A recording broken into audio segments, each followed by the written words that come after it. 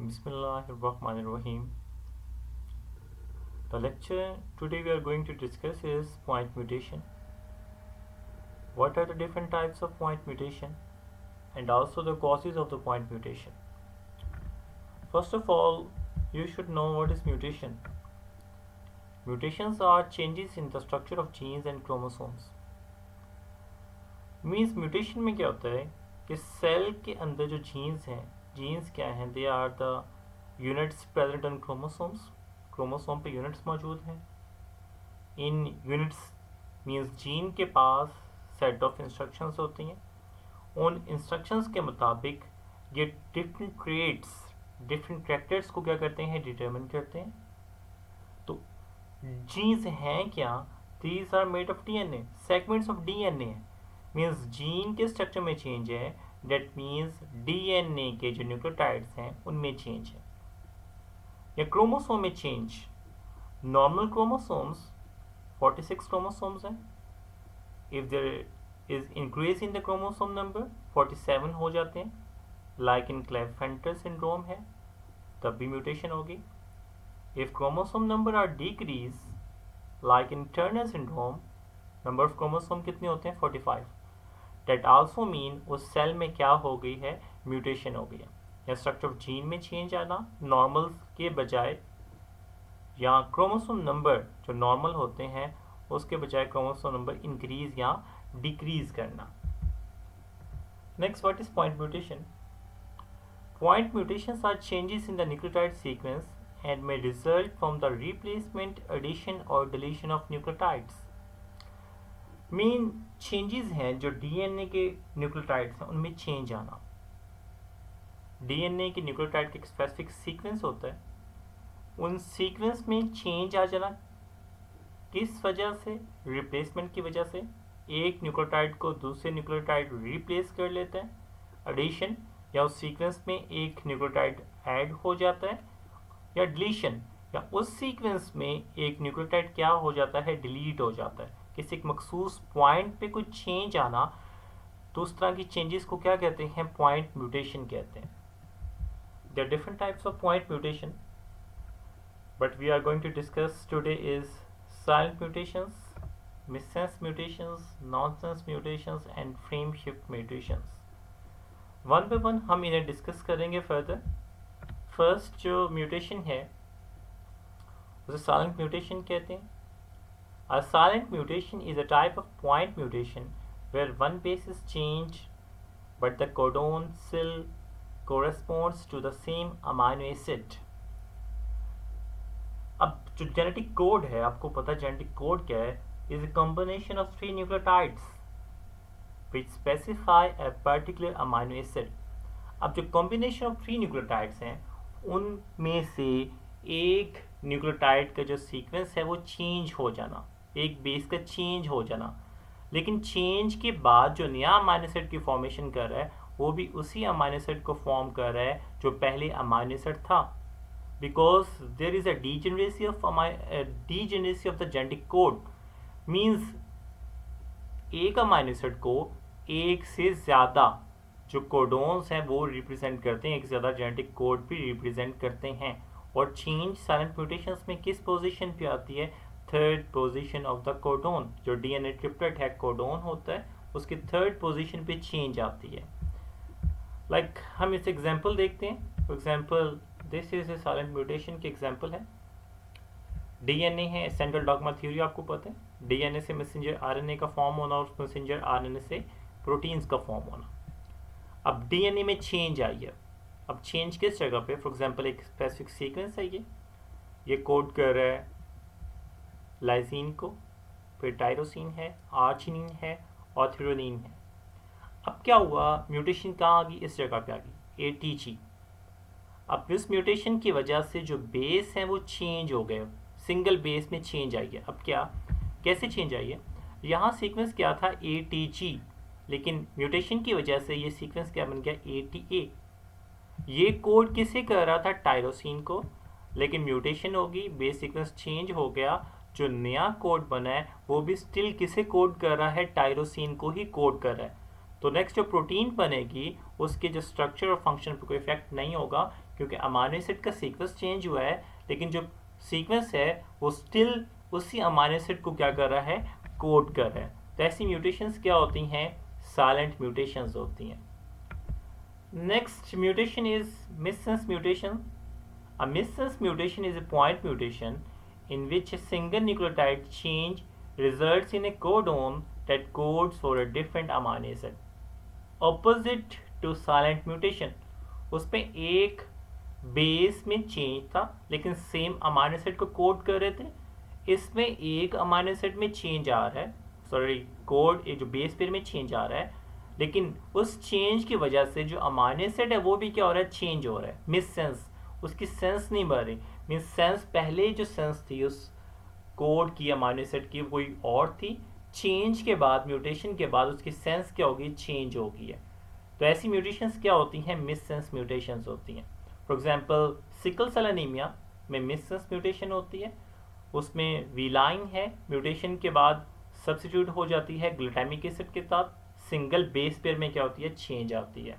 For example अगर हम example में से देखें, अगर for example this is a sequence of beta chain haemoglobin का। अब सिकल सेल हीमोग्लोबिन में एनीमिया में क्या होता है, जो बीटा चेन के 6 पोजीशन पे चेंज आता है। फॉर एग्जांपल 1 2 3 4 5 6, अब यहाँ चेंज आना है, यहाँ म्यूटेशन होगी, CTC था, म्यूटेशन के बाद ये म्यूटेशन किसे कोड कर रहा है, CSU को। अब ये किसे कोड करता था, ग्लूटामिक एसिड को, लेकिन म्यूटेशन की वजह से ये जब ये सीक्वेंस चेंज हो गया तो GUG किसे कोड कर रहा है, विलाइन को। एक सिंगल बेस की चेंजिंग हुई है, T को रिप्लेस कर दिया है A ने, उस चेंज की वजह से जो अमाइनो एसिड है वो भी क्या हो गया, चेंज हो गया, तो जिसकी वजह से जो प्रोटीन की जो फंक्शनिंग है वो भी क्या होगी, डिस्टर्ब होगी है। अब नॉर्मल हीमोग्लोबिन क्या करती है, ज़्यादा ऑक्सीजन कैरिंग कैपेसिटी होती है उसकी, लेकिन जब सिकल सेल एनीमिया होता है तो जो हीमोग्लोबिन की कैरिंग कैपेसिटी है वो कैसे कम हो जाती है, बिकॉज जो रेड ब्लड सेल की शेप है वो कैसी हो जाती है, सिकल सेल हो जाती है। तो डेट्स वाई ये भी क्या है, मिससेंस म्यूटेशन है। नेक्स्ट जो म्यूटेशन है वो नॉनसेंस म्यूटेशन है, या इसे स्टॉप म्यूटेशन भी कहते हैं। नॉनसेंस, जिनकी कोई सेंस नहीं है, मीन्स ऐसा न्यूक्लियोटाइड का कोडोन जो किसी भी अमाइनो एसिड को कोड नहीं कर रहा, उसकी कोई सेंस नहीं है। सेंस नहीं है मीन्स वो किसी अमाइनो एसिड को कोड नहीं करता, तो ऐसी म्यूटेशन को क्या कहते हैं, नॉनसेंस म्यूटेशन। मीन्स वो पहले किसी अमाइनो एसिड को कोड कर रहा था, लेकिन म्यूटेशन के बाद वो किसी अमाइनो एसिड को कोड नहीं कर रहा, बल्कि किसी कोड कर रहा है, किसी स्टॉप कोडोन को कोड कर रहा है। तो ऐसी म्यूटेशंस क्या होती हैं, नॉनसेंस म्यूटेशंस होती हैं। A nonsense mutation or a stop mutation is a change in DNA that causes a protein to terminate or end its translation earlier than expected.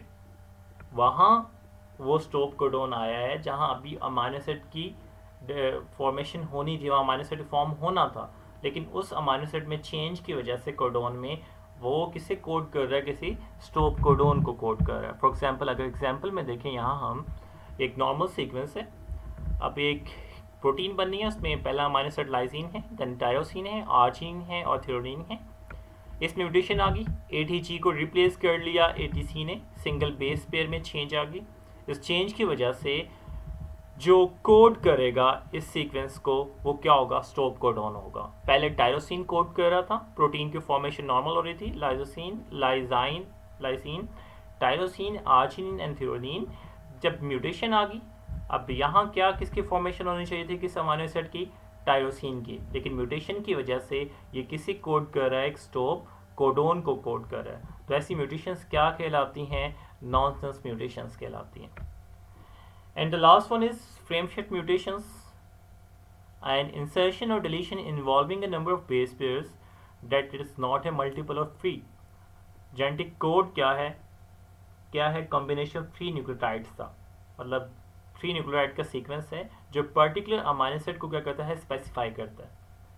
लेकिन फ्रेम शिफ्ट म्यूटेशंस में क्या होता है, जो रीडिंग फ्रेम होता है, रीडिंग फ्रेम कितने nucleotides का होता है, 3 न्यूक्लियोटाइड्स का, वो डिस्टर्ब हो जाता है, which consequently disturbs the triplet reading frame of a DNA sequence. तो जो प्रोटीन बनती है वो कैसी होती है, यूजलेस प्रोटीन होती है। फॉर एग्जाम्पल इसमें देखें, अगर हम दो तरह की हो सकती हैं फ्रेम शिफ्ट म्यूटेशंस, इंसर्शंस भी हो सकती हैं और डिलीशंस भी हो सकती हैं। ये नॉर्मल मैसेंजर आरएनए है, इसके अकॉर्डिंग प्रोटीन्स की फॉर्मेशन होगी, ये अमीनो एसिड्स बनेंगे, मैथ्योनिन है, ग्लाइसिन है, एलानिन है, लाइसिन है, सिराइन है और स्टॉप कोडॉन है। अब यहाँ जो म्यूटेशन हुई है, इंसर्शन कहाँ हुई है, फ्रेम शिफ्ट म्यूटेशन इस प्लेस पे ए यहाँ इंसर्शन किसकी होगी, यू की। तो जो कोड यहाँ तक ठीक हो रहा है प्रोटीन की, मैथिलीन, ग्लाइसिन, एलानिन, लाइसिन, लेकिन जब यहाँ एडिशन हो गई है तो जो रीडिंग फ्रेम है वो भी क्या हो गया, चेंज हो गया। पहले रीडिंग फ्रेम क्या था, ए के बाद ए जी यू जो कोड कर रहा था सिराइन को, लेकिन यू की एडिशन के बाद जो रीडिंग फ्रेम है वो चेंज हो गया, तो ये क्या बन गया, यू ए जी जो कोड कर रहा है स्टिल सिराइन को, लेकिन जो नेक्स्ट फ्रेम है देखेंगे यहाँ नेक्स्ट क्या था, यू ए जी जो स्टॉप कोडॉन के तौर पर एक्ट कर रहा था, लेकिन यहाँ क्या है, यू यू ए और जो कोड कर रहा है ल्यूसीन को।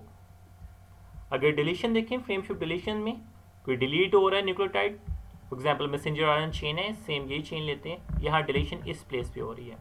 First to amino acid normally formation होगी उसकी, AUG मैथोनिन है, GGG ग्लाइसिन है, सेम ग्लाइसिन है, लेकिन जब थर्ड पोजीशन पे आ रहा है तो यहाँ क्या था, रीडिंग फ्रेम क्या था, यहाँ डिलीट क्या हो गया, G।